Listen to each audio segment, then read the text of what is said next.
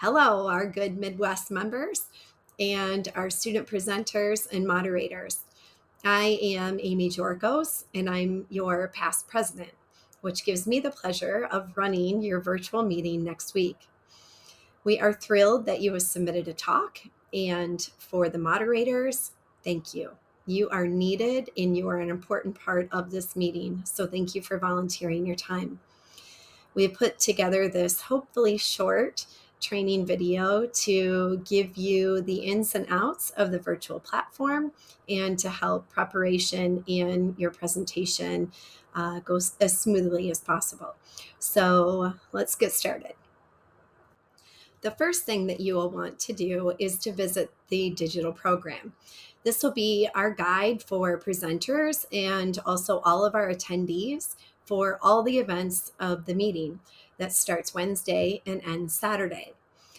Also, what you can find embedded in this program is links to help explain the details of each session.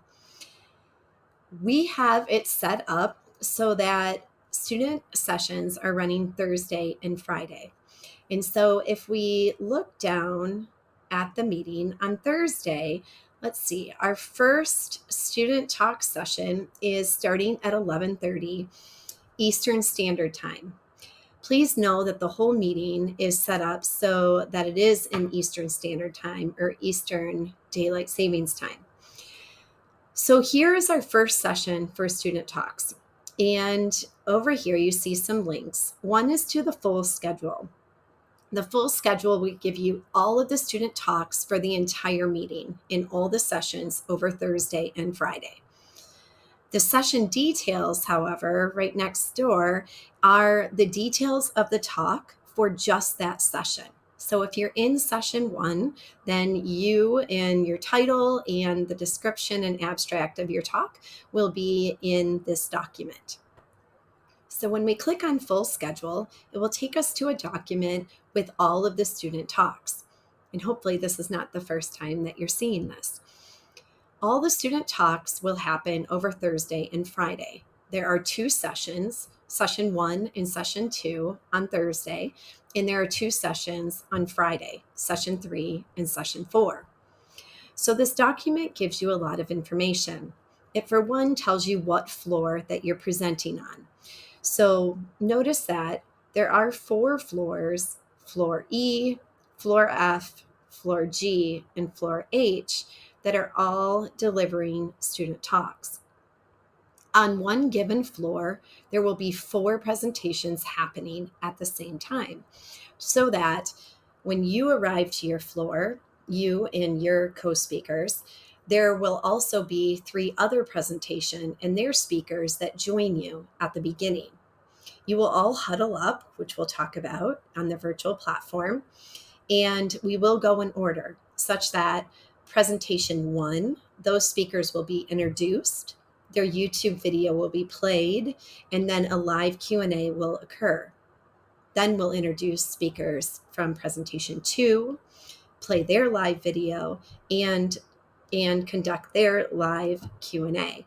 We'll do it for presentation 3 and then 4. We'll talk about this format when we get to the virtual platform.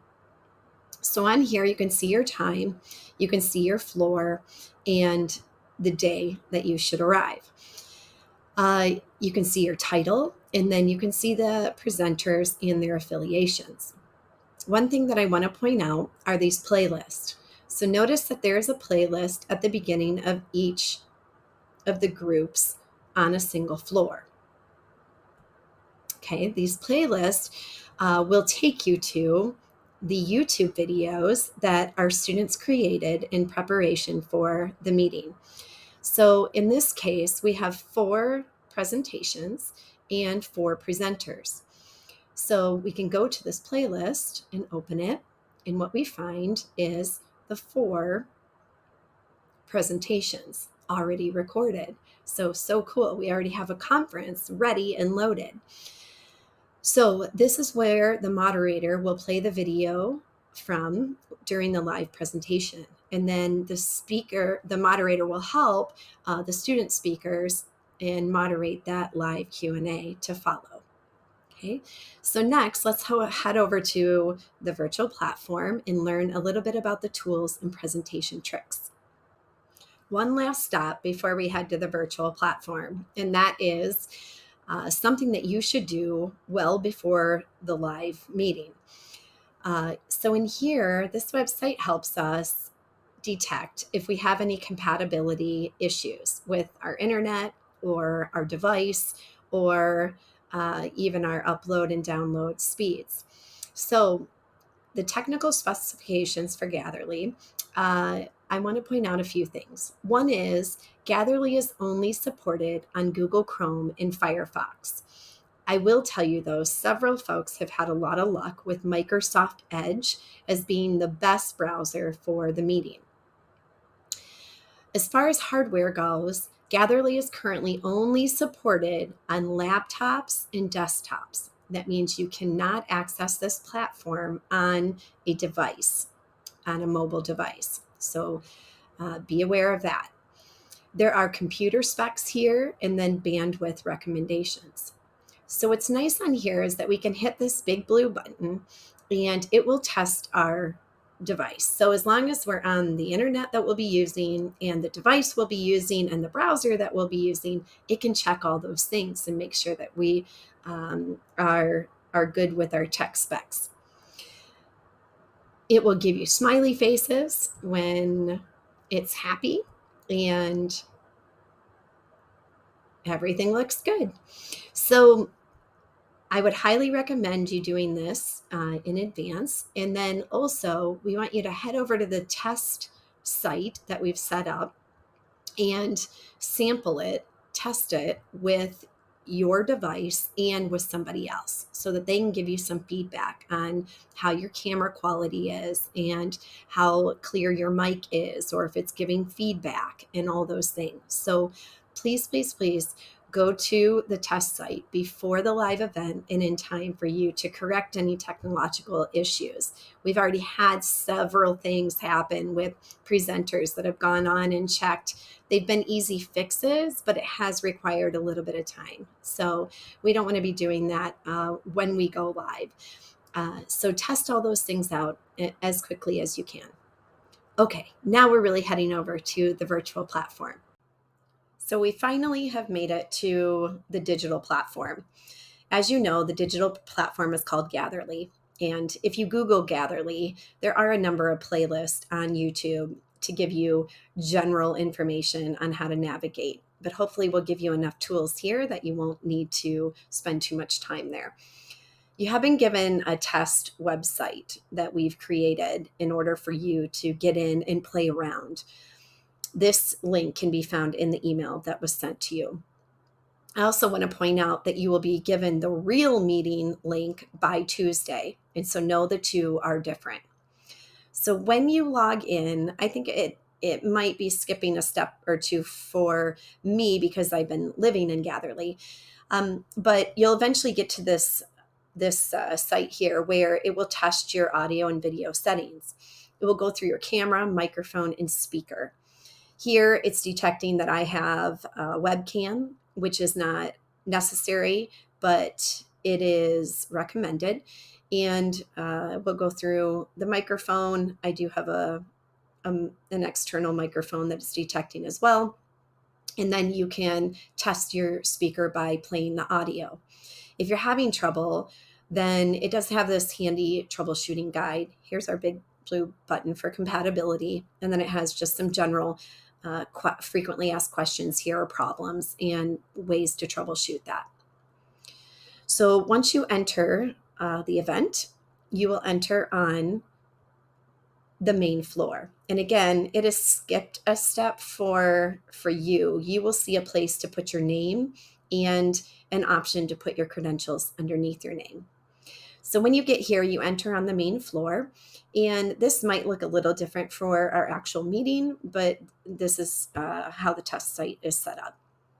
So the first thing is just to navigate. I just want you first to learn that in order to move around the room, all you have to do is click in the room where you want to head, and it will take your person there. Okay. And so it is not a drag your person around the room, but just click in that space and you will move there.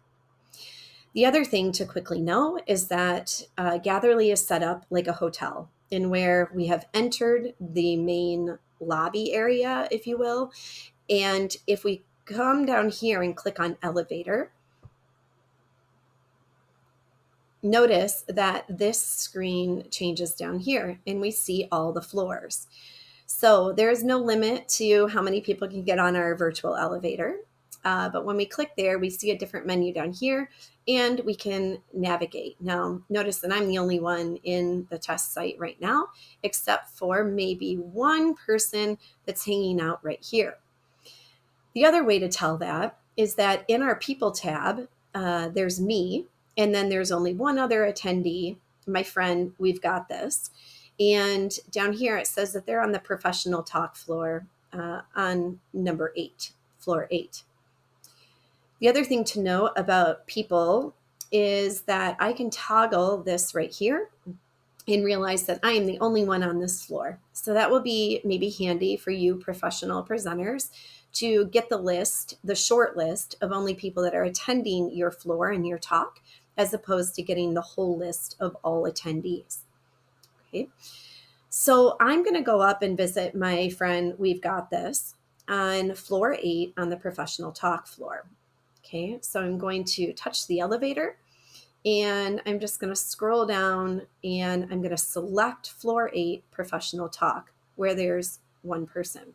Okay, so as I take the elevator to floor 8 on the professional talk floor A, notice that the template up here changes. And so I am still on the elevator. So it's like the elevator doors just opened and I get to see inside. I get to see people that are there. I get to see the room layout and so on. So notice though that when I stay on the elevator that I can still see all the floors. Okay. This panel down here will change if I click inside the room and move into the room.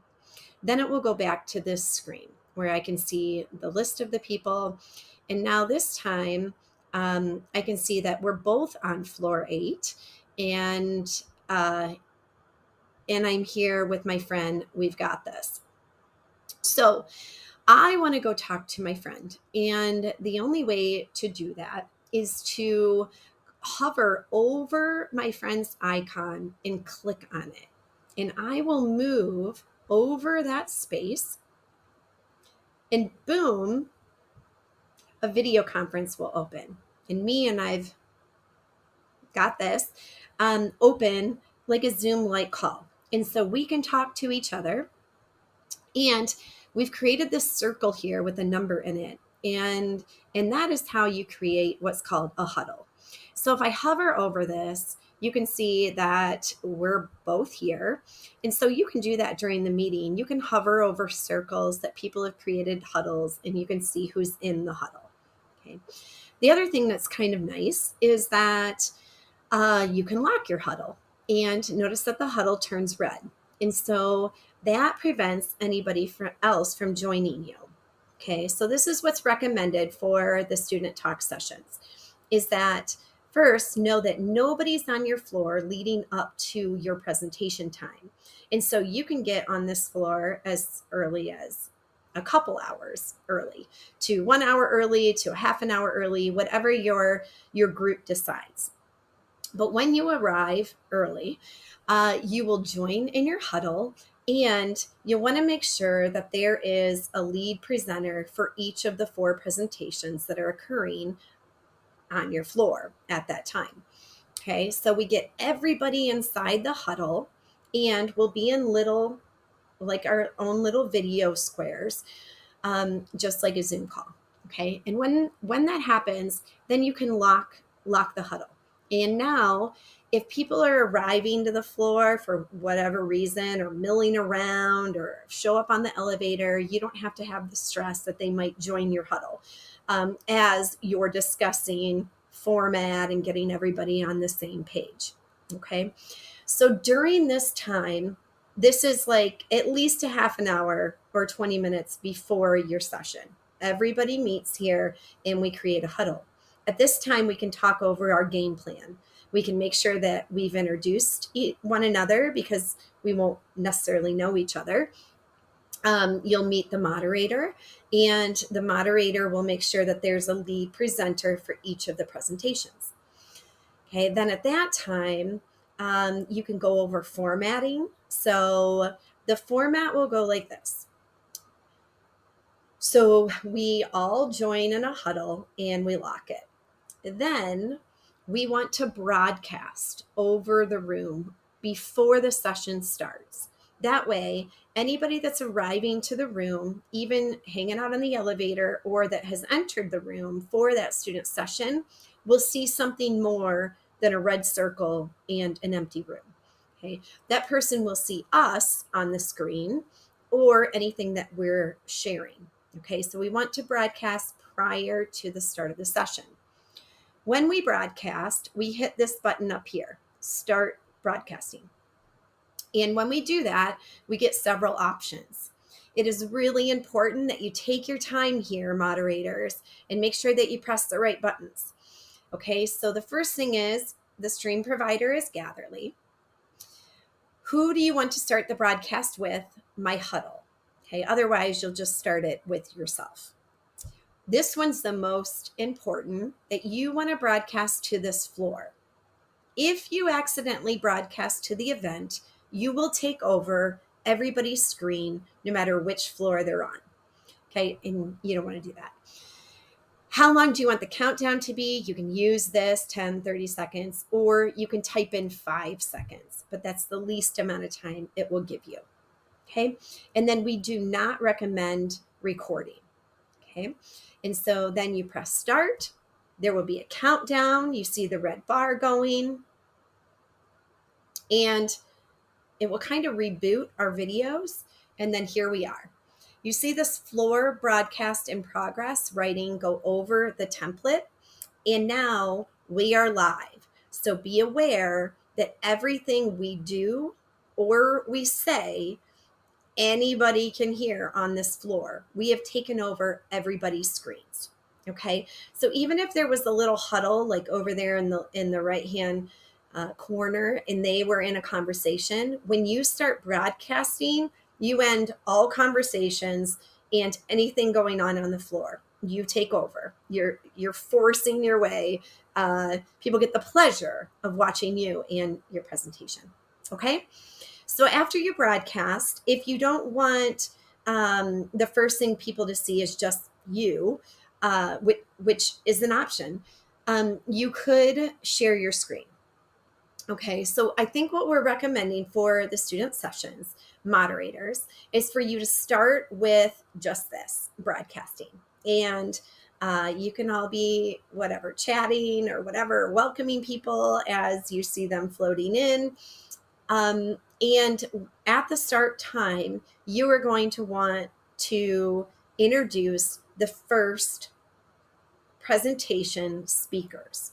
Okay, and so go ahead and do that. You'll be in a grid of all the speakers. So maybe they raise their hand or give, we got this. And then you will want to share your screen. Okay, and so next we'll talk about sharing your screen and presenting the YouTube video. After you introduce the speakers for the first presentation, you will want to play their YouTube video. And so you will do that by, you're still in broadcasting mode, but you will come over here and you will share your screen. Okay. You don't want to share your entire screen. You can share your window, but what we suggest is sharing your Chrome tab. Okay. And here you'll go to, if you already have the YouTube playlist up, that would be helpful. And you'll click on that tab and click share. Okay. So one thing that I want you to recognize here is that here, we'll play this first one. Notice that this starts playing really fast. So you might even have the first video up and paused. Okay. And you can go ahead and put it in large screen. So you probably want to have this prepped in this form before presenting. Okay. And so over here we see, oh, that looks nice, right? One of the problems with Gatherly is that you can't click on the video and operate from within this window inside Gatherly. So what you have to do is bounce back and forth to the other tab to play. Hello, my name is Jessica. And then head back to see what it looks like, right? So that makes you feel uncomfortable. So one quick solution is taking this tab and just pulling it down and creating a second window. And you can even push the window over here. And now that opens it up so that I can still see what everybody else is seeing. And that makes me feel better.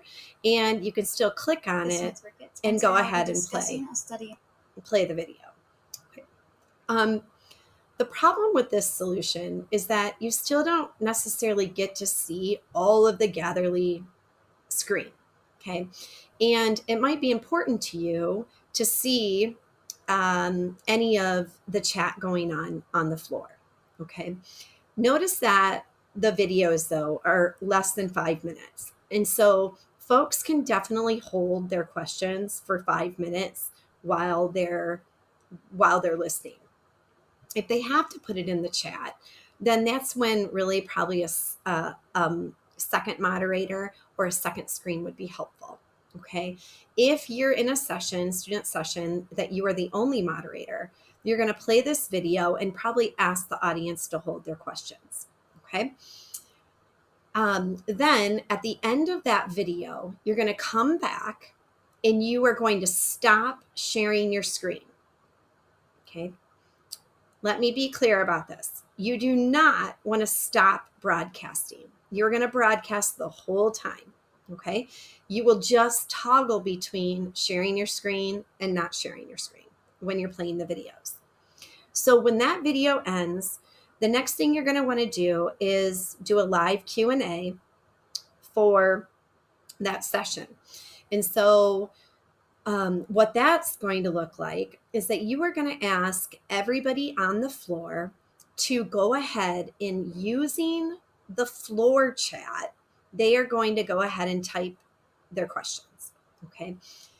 Now, this group is also a chat. So make sure that they're not chatting here because that just is a chat between people in the same huddle. Okay. But in order to talk to people that are on the floor, you'll want them to select this icon with the 3 people in the word floor. And so you might even start the chat and say, type questions here. Okay. And then they can all see that and you'll be the model and then they can type their questions underneath. Okay. So as a moderator, you're reading these questions and then you're delivering them to the speakers and giving them an opportunity to speak. Okay, and answer. As long as you're in broadcast mode, everybody on the floor will hear you and see you asking the questions, and they'll see the speakers answering the questions.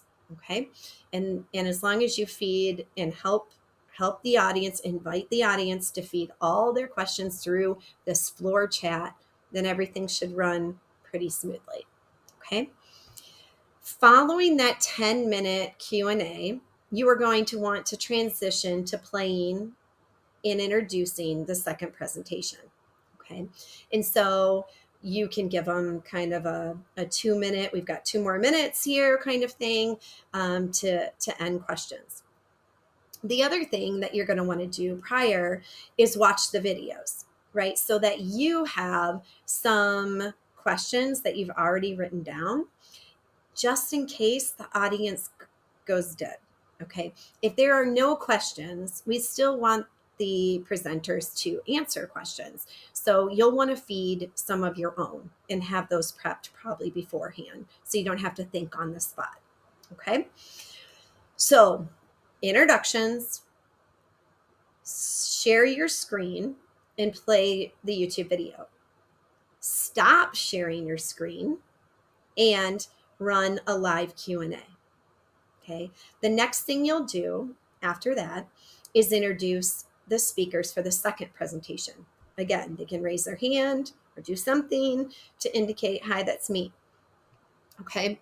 Then you will go back to sharing your screen, Chrome tab, go back to your YouTube video. And if you scroll down, you can go easily to the second one. My name is Dave Cohen, and I'm currently a first year. Just be prepared that they start very quickly. Okay. When that video gets done playing, you can stop sharing, head back, ask the audience to put questions in the floor chat, help deliver those questions to the speakers, and then they will answer. So same format, right? You'll just go through presentation 1, 2, 3, and 4. If for some reason you have less than 4 presentations, no problem. You can end your session early. So we are asking that you just keep on going. If the Q&A lasts 8 minutes, that's totally fine. Start introducing the next presenters, play their YouTube, and if the whole session ends early, that's perfectly okay. All right, so that's the format. The other thing I want to show you is that this is not the template that you will see, okay? But I do want to show you the template closer to what you will see, okay? It probably will look more like this. So you'll still probably come up here to create the initial huddle. When you're done with all 4 of the sessions, what you will do is you will send the presenters number 1 to here. You will send the presentation 2 speakers to here, presentation 3 speakers to here, and presentation 4 speakers to there. They will create their own huddle, or maybe it's just one speaker, and that's fine. But they'll move into this space, and then you'll invite the audience to join them if they would like to ask any follow-up questions. Okay, so that's how that format is going to roll. So in this template, you'll have 4 spaces to send those presentation speakers 1 through 4. So they all separate, and then the audience can go to them if they want to talk about anything more one-on-one or follow-up questions. At that time, your job with them is done. Okay. And your follow-up job, of course, is judging how they did. Okay. And Kevin will be in touch with you, and he has, I think, been in touch with you, sharing some of the rubrics, which you can find in the email that this video was sent in, and you will judge the presentation. Most of the rubric can be judged just by watching the videos before the presentations. Okay, so you'll want to review the videos, you'll want to judge what you can prior, and you'll also want to write down some questions in case the audience doesn't ask any. Okay, so I hope that was somewhat helpful to you moderators. I know you have a big job. I am essentially living on Gatherly at this point. So I am here for you if you want to do a one-on-one.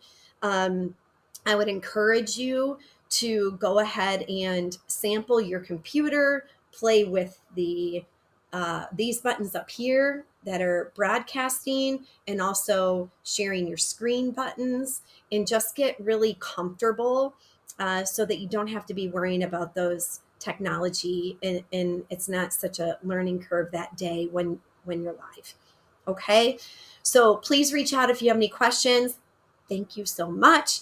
So looking forward to seeing you next week, and for students, really excited to attend your session. So have a great week in prep. We'll see you soon. Goodbye.